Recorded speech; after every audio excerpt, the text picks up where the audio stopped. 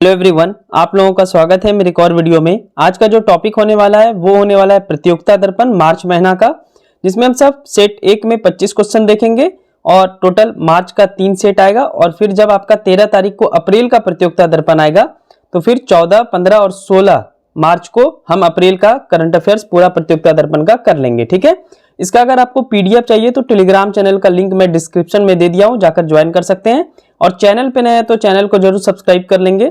देखिए, आपको एक मैगजीन करंट अफेयर्स के लिए हमेशा पढ़ना होता है, तो प्रतियोगिता दर्पण one of the best magazine है, जो कि मैं अपने एक्सपीरियंस के दम पे बोल सकता हूं कि प्रतियोगिता दर्पण से काफी करंट अफेयर्स आते हैं। और जब इसको आप डिटेल में अगर आप पढ़ेंगे तभी ये फायदेमंद होगा। इसलिए मैं आप सबके लिए डिटेल में करंट अफेयर्स लाया हूं प्रतियोगिता दर्पण का विथ एमसीक्यू फॉर्म में। ठीक है, यानी ऑब्जेक्टिव प्रश्न तो आपको पूछेगा ही, इसलिए ऑब्जेक्टिव तो प्रश्न बनता ही बनता है, लेकिन इससे रिलेटेड क्या क्या और भी प्रश्न पूछे जा सकते हैं वो भी इसमें कवर किए गए हैं। इसलिए आप आसानी से इसको देख करके पूरे प्रतियोगिता दर्पण को पढ़ सकते हैं। चलिए पहले क्वेश्चन से शुरुआत करते हैं। हाल ही में किस दिन अयोध्या में राम मंदिर में रामलला की मूर्ति की प्राण प्रतिष्ठा किस दिन पूरी हुई? आपके ऑप्शन है फर्स्ट नंबर 22 जनवरी 2024, दूसरा है 25 जनवरी 2024, तीसरा है 30 जनवरी 2024 और चौथा है 1 जनवरी 2024। तो पहला का सही आंसर हो जाएगा आपका पहला नंबर 22 जनवरी 2024।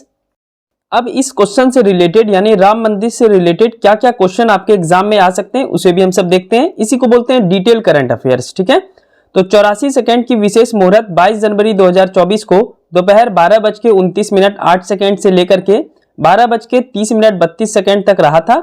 ये उतना इंपॉर्टेंट नहीं है, बस आप याद रखेंगे। अयोध्या में अत्याधुनिक सुविधा संपन्न अंतर्राष्ट्रीय हवाई अड्डा जिसका नाम महर्षि वाल्मीकि अंतर्राष्ट्रीय हवाई अड्डा दिया गया है। तो आपसे प्रश्न पूछा जा सकता है कि महर्षि वाल्मीकि अंतर्राष्ट्रीय हवाई अड्डा कहां बना है? तो अयोध्या में। अयोध्या कैंट रेलवे स्टेशन पर भी हवाई अड्डा जैसी सुविधाएं उपलब्ध होगी। इसका नाम अयोध्या धाम जंक्शन रखा गया है। तो ये दोनों इंपॉर्टेंट क्वेश्चन है। अयोध्या में राम मंदिर के शिलान्यास के लिए भूमि पूजन 5 अगस्त 2020 को हुआ था। मंदिर के मुख्य वास्तुकार गुजरात के चंद्रकांत सोमपुरा थे। ठीक है, और काले पत्थर से बने रामलला की मूर्ति के मूर्तिकार अरुण योगीराज हैं, यानी मूर्ति जो है वो अरुण योगीराज जी द्वारा बनाया गया है, जबकि पूरा मंदिर का स्ट्रक्चर जो है वो चंद्रकांत सोमपुरा जी द्वारा बनाया गया है। अभी और भी है इसमें प्रश्न, देखते हैं हम सब। आइए राम मंदिर का इतिहास जानते हैं हम सब। ऐसा कहा जाता है कि 1528 में बाबर के मीर बांकी ने इस मंदिर को तुड़वाकर वहां मस्जिद का निर्माण कराया था। फिर एक महत्वपूर्ण साल आता है 6 दिसंबर 1992, आप सब जरूर सुने होंगे। उसमें विश्व हिंदू परिषद, शिवसेना व अन्य हिंदू संगठनों ने प्रदेश सरकार के प्रतिरोध के बावजूद यानी मना करने के बावजूद विवादित ढांचे को गिरा दिया था। फिर एक ऐतिहासिक फैसला आता है 9 नवंबर 2019 को, जहां सर्वोच्च न्यायालय द्वारा राम मंदिर के पक्ष में फैसला सुनाया गया, यानी जहां पे हिंदू पक्ष राम मंदिर बनने की मांग कर रहे थे उसके पक्ष में फैसला सुनाया गया। उसके अनुसार राम मंदिर के लिए 2.77 एकड़ विवादित भूमि हिंदू पक्ष को दिया गया और अलग से 5 एकड़ भूमि मस्जिद के लिए उपलब्ध कराने का आदेश दिया गया। तो ये था राम मंदिर का इतिहास। बहुत ही महत्वपूर्ण ये क्वेश्चन बनेगा आपके एग्जाम के लिए, इसलिए इतना कवर करना इंपॉर्टेंट था। प्रश्न संख्या 2, किस दिन राष्ट्र के 75वें गणतंत्र दिवस की पूर्व संध्या पर राष्ट्र के नाम सभी देशवासियों को बधाई देते हुए राष्ट्रपति द्रौपदी मुर्मू ने सरकार की प्रमुख उपलब्धियों का जिक्र किया? आपके ऑप्शन है फर्स्ट नंबर 21 जनवरी 2024, दूसरा है 26 जनवरी 2024, तीसरा है 29 जनवरी 2024 और चौथा है 25 जनवरी 2024। तो दूसरा का सही आंसर हो जाएगा ऑप्शन नंबर 4, 25 जनवरी 2024। आइए महत्वपूर्ण बिंदु पर चर्चा करें। राष्ट्रपति द्रौपदी मुर्मू द्वारा सरकार की प्रमुख उपलब्धियां के प्रमुख बिंदु। महिला के सशक्तिकरण के लिए महिला आरक्षण विधेयक नारी शक्ति वंदना अधिनियम पारित किया गया। चंद्रयान 3 की सफलता का जिक्र किया गया। 23 अगस्त को राष्ट्रीय अंतरिक्ष दिवस हम सब मनाते हैं चंद्रयान 3 की सफलता के कारण। देश का पहला एक्सरे पोलेरी मीटर सैटेलाइट एक्सपोसेट का सफल प्रक्षेपण का उल्लेख किया गया राष्ट्रपति जी द्वारा। समाज के कमजोर वर्गों को मुफ्त खाद्यान्न उपलब्ध कराने की सीमा को सरकार ने बढ़ा दिया है, 5 वर्षों के लिए बढ़ाया है। सरकार 81 करोड़ से अधिक लोगों को अगले 5 वर्षों तक मुफ्त अनाज उपलब्ध कराने का निर्णय लिया है। आपको पता है 5 केजी अनाज मिलता है। आयुष्मान भारत योजना के विस्तार की भी बात कही गई है सुरक्षा कवच के रूप में। तो ये सब प्रमुख पॉइंट था जो कि राष्ट्रपति जी द्वारा जिक्र किया गया। इसके अलावा जैसे कि एशियाई खेल में 111 पदक, इन सब का भी जिक्र किया गया।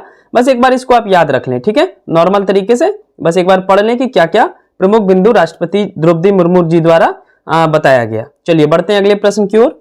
प्रश्न संख्या 3, केंद्रीय गृह मंत्री अमित शाह असम के मुख्यमंत्री हेमंत बिस्वा और ULFA United Liberation Front of Assam के नेता अरविंद राजखोवा के साथ शांति समझौता 29 दिसंबर 2023 को किया गया था।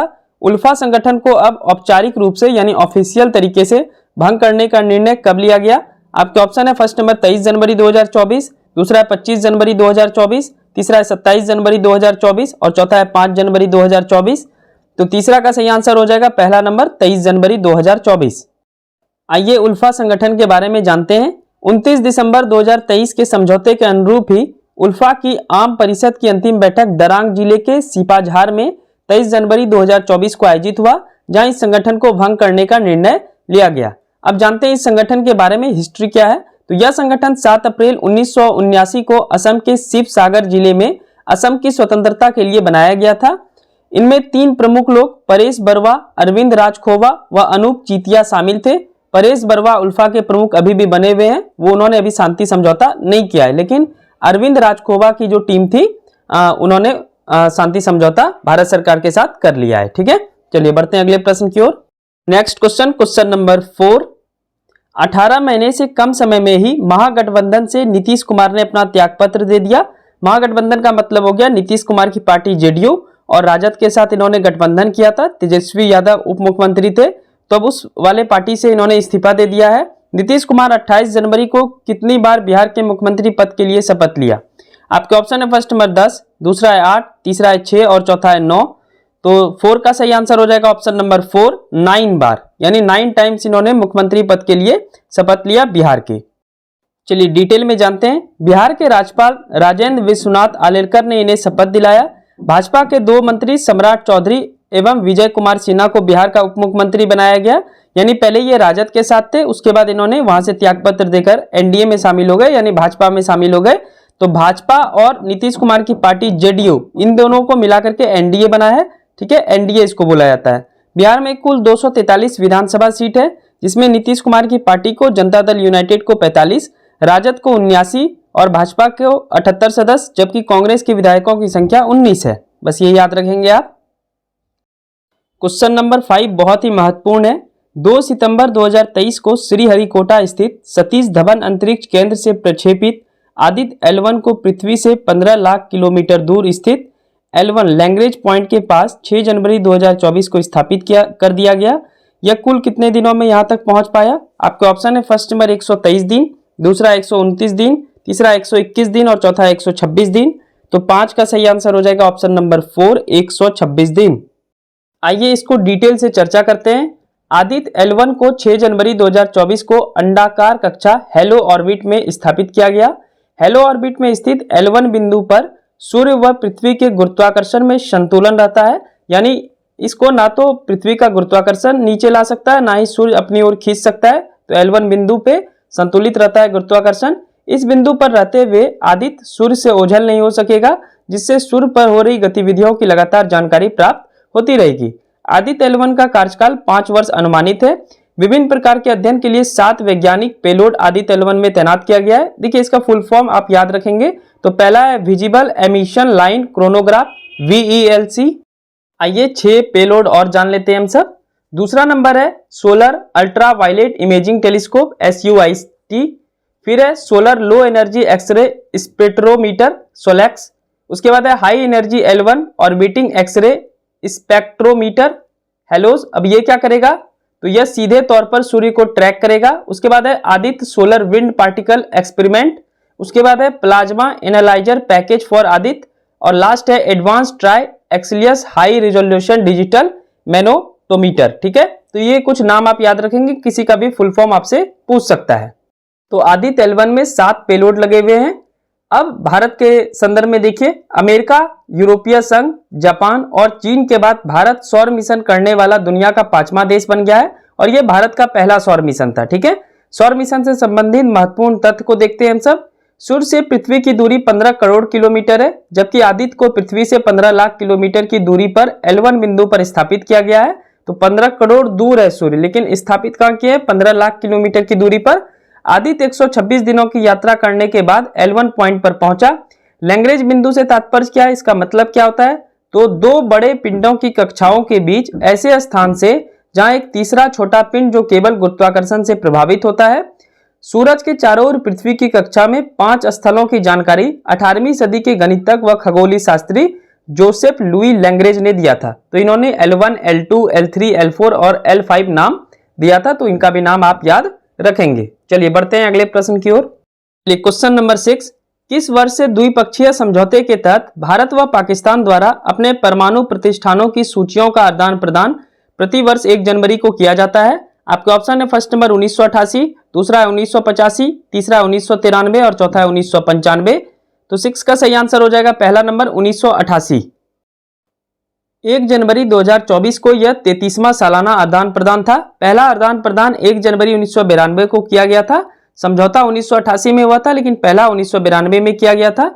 2008 में एक और समझौता हुआ भारत और पाकिस्तान के बीच, जिसमें कैदियों का ट्रांसफर किया जाता है। यानी 2008 में संपन्न एक अन्य द्विपक्षीय समझौते के तहत दोनों देशों द्वारा अपने जेलों में निरुद्ध एक दूसरे की कैदियों की सूची का आदान प्रदान वर्ष में 2 बार 1 जनवरी व 1 जुलाई को प्रतिवर्ष किया जाता है। 1 जनवरी को ताजा सूची के अनुसार 231 भारतीय पाकिस्तानी जेलों में निरुद्ध हैं। तो ये याद रखेंगे दोनों, 1992 का साल और 2008 का साल। चलिए नेक्स्ट क्वेश्चन देखते हैं। क्वेश्चन नंबर 7, बांग्लादेश में 7 जनवरी 2024 को संपन्न 12वीं संसदीय चुनाव में अवामी लीग की शेख हसीना 5वें कार्यकाल के लिए बांग्लादेश की प्रधानमंत्री बन गई हैं। यह पहली बार किस वर्ष बांग्लादेश की प्रधानमंत्री बनी थी? आपके ऑप्शन है फर्स्ट नंबर 1997, दूसरा है 2000, तीसरा है 1996 और चौथा है 1995। तो 7 का सही आंसर हो जाएगा तीसरा नंबर 1996। बांग्लादेश की राजधानी ढाका होती है और यहाँ पे करेंसी टका चलता है। देखिए बांग्लादेश में 350 संसदीय सीट है, जिसमें 300 सीटों पर ही मतदान होता है और 50 सीट जो है वो महिलाओं के लिए आरक्षित होता है, जहां सत्तारूढ़ दल अथवा गठबंधन द्वारा मनोनीत से भरी जाती है। एक सदस्य के निधन हो जाने के कारण 299 सीटों पर चुनाव लड़ा गया, जिसमें शेख हसीना की अवामी लीग को 223 सीट पर विजय प्राप्त हुई और बांग्लादेश की प्रधानमंत्री शेख हसीना गोपालगंज 3 सीट पर विजय रही। ठीक है, तो इनका संसदीय क्षेत्र हो गया गोपालगंज 3। गोपालगंज बिहार वाला मत समझिएगा, ये बांग्लादेश की बात हो रही है। चलिए नेक्स्ट क्वेश्चन, क्वेश्चन नंबर 8वां, हाल ही में ताइवान में हुए चुनाव में चीन विरोधी डेमोक्रेटिक प्रोग्रेसिव पार्टी ने जीत दर्ज की है। ताइवान के नए राष्ट्रपति कौन बने हैं?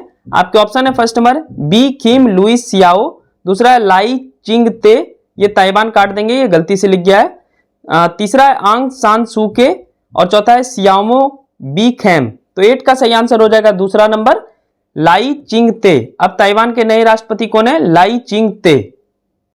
चलिए प्रश्न संख्या 9, 9वां प्रश्न, 1 जनवरी 2024 से ब्रिक्स में 5 नए सदस्य मिस्र, इथोपिया, ईरान, सऊदी अरब व संयुक्त अरब अमीरात के शामिल होने से अब ब्रिक्स की संख्या कितनी हो गई है?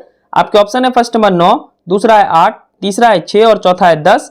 तो 9 का सही आंसर हो जाएगा ऑप्शन नंबर 4, 10। चलिए कुछ पॉइंट कॉन्सेप्ट देखते हैं, महत्वपूर्ण है। 1 जनवरी 2024 से ब्रिक्स में 6 नए सदस्य की नियुक्ति होनी थी, यानी 6 नए कंट्री की नियुक्ति होनी थी, लेकिन अर्जेंटीना के नए राष्ट्रपति जेवियर माइली के चुनाव जीतने के साथ अर्जेंटीना ने ब्रिक्स में शामिल होने से मना कर दिया, क्योंकि अर्जेंटीना के जो नए राष्ट्रपति हैं जेवियर माइली, ये वेस्ट को ज्यादा प्रेफरेंस देते हैं, अमेरिका के साथ ज्यादा कोलैप्स करना चाहते हैं। 5 नए सदस्य 1 जनवरी 2024 से ब्रिक्स में शामिल हुए, जिसमें मिस्र, इथोपिया, ईरान, सऊदी अरब और संयुक्त अरब अमीरात हैं। 10 सदस्य शामिल होने से ब्रिक्स की स्थिति क्या है? ऐसा क्वेश्चन G20 के संदर्भ में बीपीएससी पूछ चुकी थी। तो ब्रिक्स अब विश्व की कुल भूमि क्षेत्र का लगभग 30% है और विश्व की 45% जनसंख्या ब्रिक्स में निवास करती है। लगभग सोच लीजिए आधा सिर्फ ब्रिक्स की जनसंख्या है और कंट्री कितना है? मात्र 10। ठीक है, चलिए क्वेश्चन नंबर 14 नंबर क्वेश्चन है, हाल ही में म्यांमार ने स्वतंत्रता दिवस के अवसर पर 9,652 कैदियों की रिहाई की। म्यांमार अपनी स्वतंत्रता दिवस किस दिन मनाता है? आपके ऑप्शन है फर्स्ट नंबर 5 जनवरी, दूसरा है 6 जनवरी, तीसरा है 4 जनवरी और चौथा है 7 जनवरी। तो 10 का सही आंसर हो जाएगा आपका तीसरा नंबर 4 जनवरी। चलिए क्वेश्चन नंबर 11, 11वां नंबर, संविधान के अनुच्छेद 280(1) के तहत राष्ट्रपति श्रीमती द्रौपदी मुर्मू ने 16वें वित्त आयोग का गठन 31 दिसंबर 2023 को किया। इस वित्त आयोग के अध्यक्ष कौन बने हैं? आपके ऑप्शन है फर्स्ट नंबर अरविंद पनगड़िया, दूसरा है NK सिंह, तीसरा है ऋत्विक रंजन पांडे और चौथा है अरविंद सुब्रमण्यम। तो 11 का सही आंसर हो जाएगा आपका पहला नंबर अरविंद पनगड़िया। चलिए देखते हैं इसके बारे में। तो 16वें वित्त आयोग की सिफारिश 1 अप्रैल 2026 से 5 वर्ष के लिए लागू होगी। इसी संदर्भ में इसे 31 अक्टूबर 2025 तक अपनी सिफारिश से प्रस्तुत करनी है, यानी अपनी रिपोर्ट को पब्लिश करना है। अब मुख्य रूप से 16वां वित्त आयोग क्या करेगा, तो 16वें वित्त आयोग निम्नलिखित मामले को प्रस्तुत करेगा। पहला, संविधान के अध्याय 1 भाग 12 के तहत जिन करों से राज्य का हिस्सा निर्धारित होता है उसके विभाजन तथा इससे राज्यों के बीच आवंटन करना मुख्य कार्य रहेगा। यानी जो भी टैक्सेस भारत सरकार जुटाती है उसमें हर एक राज्य का कितना कितना लगेगा, कितना प्रतिशत हर एक राज्य को मिलेगा, तो ये डिसाइड करेगी 16वें वित्त आयोग। दूसरा है, भारत की संचित निधि में से राज्यों को संविधान के अनुच्छेद 275, इसे आप भूलेंगे नहीं, संविधान के अनुच्छेद 275 के तहत देश सहायता अनुदान के लिए सिद्धांत, ये भी 16वां वित्त आयोग देखेगा। यानी अनुच्छेद 275 के तहत जो राज्यों को मिलने वाली राशि है संचित निधि से, उसको भी देखेगा 16वां वित्त आयोग। इसके अलावा तीसरा, पंचायत व नगर पालिकाओं के संसाधनों को स्वपूर्ति करने के लिए राज्यों की संचित निधि में वृद्धि की जाएगी। तो ये तीनों प्रमुख काम रहेंगे। आइए जानते हैं 16वें वित्त आयोग के अध्यक्ष अरविंद पनगड़िया के बारे में। तो पहला, अरविंद पनगड़िया राजस्थान के विश्वविद्यालय से स्नातक यानी ग्रेजुएशन व प्रिंसटन यूनिवर्सिटी अमेरिका से डायरेक्टरेट की उपाधि प्राप्त कर चुके हैं। दूसरा, नालंदा विश्वविद्यालय में कुलाधिपति चांसलर भी रहे हैं एवं एशियाई विकास बैंक के प्रधान अर्थशास्त्री रह चुके हैं। इन्हें भारत सरकार ने 2012 में पद्म भूषण से सम्मानित किया था और यह वर्तमान में 16वें वित्त आयोग के अध्यक्ष हैं। ठीक है, तो कथन वाला प्रश्न बीपीएससी पूछती है तो ऐसा प्रश्न आ सकता है। चलिए क्वेश्चन नंबर 12, 12वां प्रश्न। 22 जनवरी 2024 को प्रधानमंत्री नरेंद्र मोदी ने निम्न और मध्यम आय वाले परिवारों के लिए सौर ऊर्जा का उपयोग कर बिजली की जरूरतों को पूरा करने के उद्देश्य से प्रधानमंत्री सूर्योदय योजना की शुरुआत की। इसमें कितने घरों पर रूफटॉप सोलर लगाने का योजना है? आपके ऑप्शन है फर्स्ट नंबर 2 करोड़, दूसरा है 3 करोड़, तीसरा है 7 करोड़ और चौथा है 1 करोड़। तो 12 का सही आंसर हो जाएगा आपका ऑप्शन नंबर 4, 1 करोड़। चलिए प्रश्न संख्या 13 नंबर प्रश्न। हाल ही में विदेश मंत्रालय के नए प्रवक्ता कौन नियुक्त हुए हैं? आपके ऑप्शन है फर्स्ट नंबर अरविंद बागची, दूसरा है के त्रिपाठी, तीसरा है रणधीर जायसवाल और चौथा है संजय वर्मा। तो 13 का सही आंसर हो जाएगा तीसरा नंबर रणधीर जायसवाल। चलिए क्वेश्चन नंबर 14 नंबर क्वेश्चन है, सशस्त्र सीमा बल के नए महानिदेशक कौन नियुक्त हुए हैं? आपके ऑप्शन है फर्स्ट नंबर दलजीत सिंह चौधरी, दूसरा है रश्मि शुक्ला, तीसरा है पीबी वराले, चौथा अनिल कुमार लाहोटी। तो 14 का सही आंसर हो जाएगा पहला नंबर दलजीत सिंह चौधरी। चलिए क्वेश्चन नंबर 15 नंबर, दूरसंचार नियामक प्राधिकरण ट्राई के नए अध्यक्ष कौन बने हैं? आपके ऑप्शन है फर्स्ट नंबर अनिल कुमार लाहोटी, दूसरा है विवेक दास, तीसरा है मेघना एलावत और चौथा है जलदीप सिंह। तो 15 का सही आंसर हो जाएगा पहला नंबर अनिल कुमार लाहोटी। आइए इस ट्राई के बारे में जानते हैं।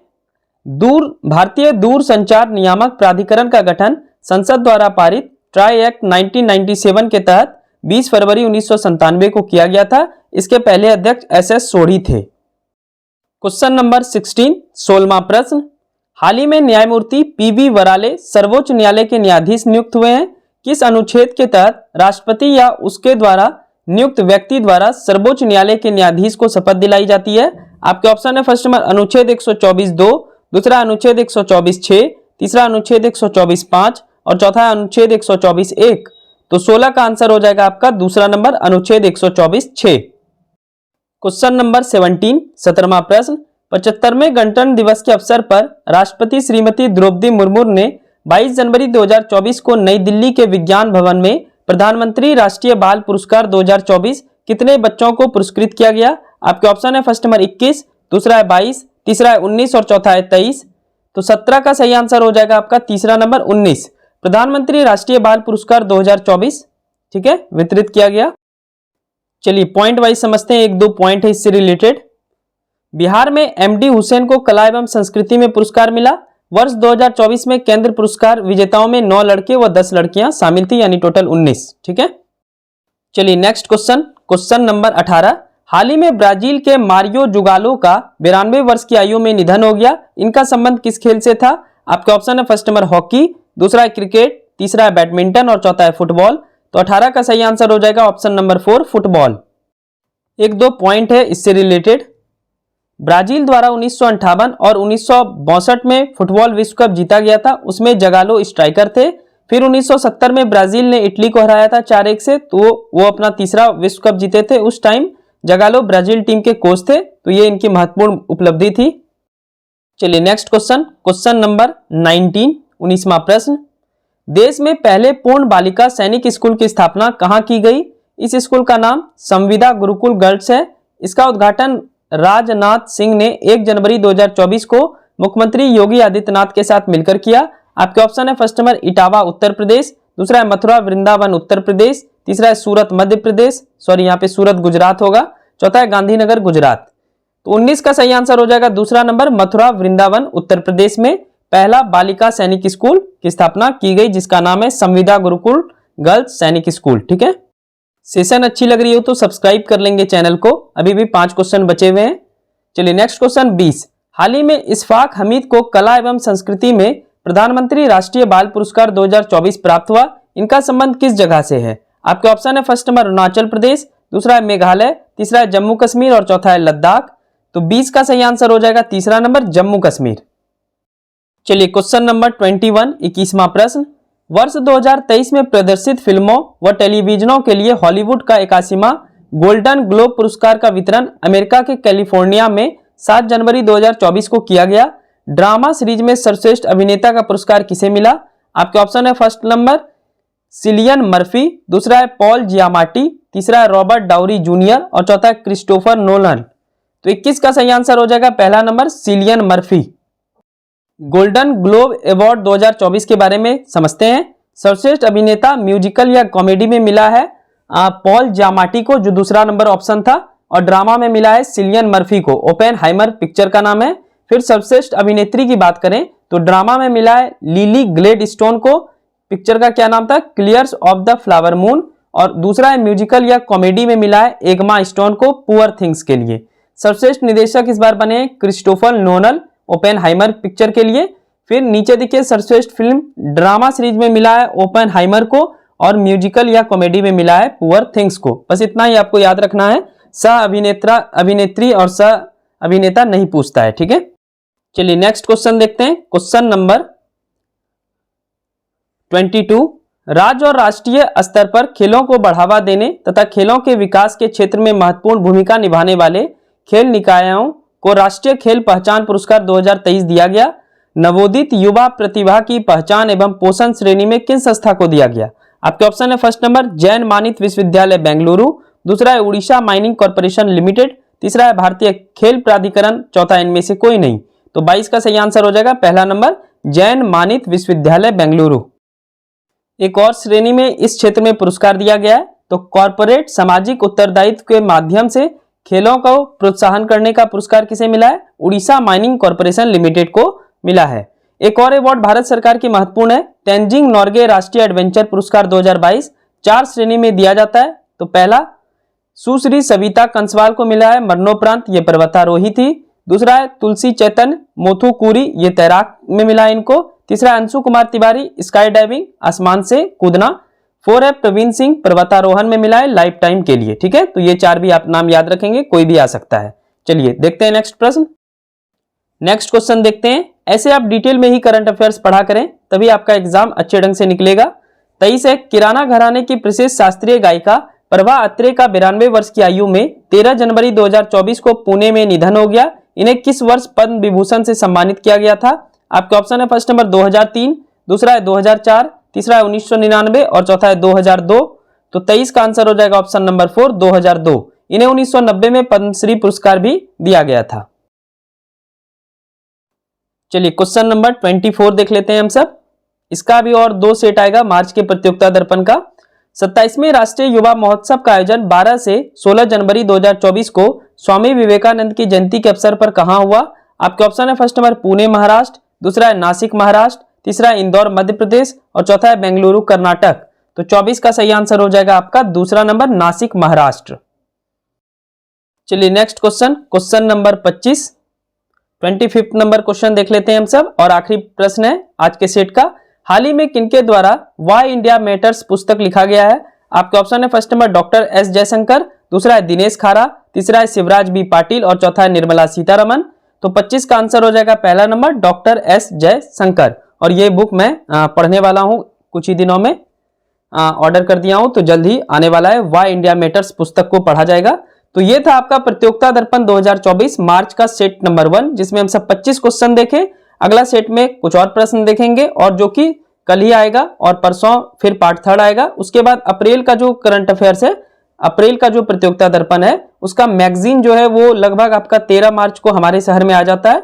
तो मैं 14, 15 और 16 को वो वाला भी खत्म करवा दूंगा। ठीक है, ऐसे ही डिटेल में आप सब करंट अफेयर्स पढ़िए। पीडीएफ के लिए मैं ऑलरेडी फ्री ऑफ कॉस्ट, कोई उसमें शुल्क नहीं लगता है, टेलीग्राम चैनल का लिंक डिस्क्रिप्शन में होगा, जाकर ज्वाइन करें और फ्री ऑफ कॉस्ट पीडीएफ पा सकते हैं। मेरी मेहनत ईमानदारी पूर्वक लगती हो तो प्लीज आप हमारे चैनल को सब्सक्राइब कर सकते हैं।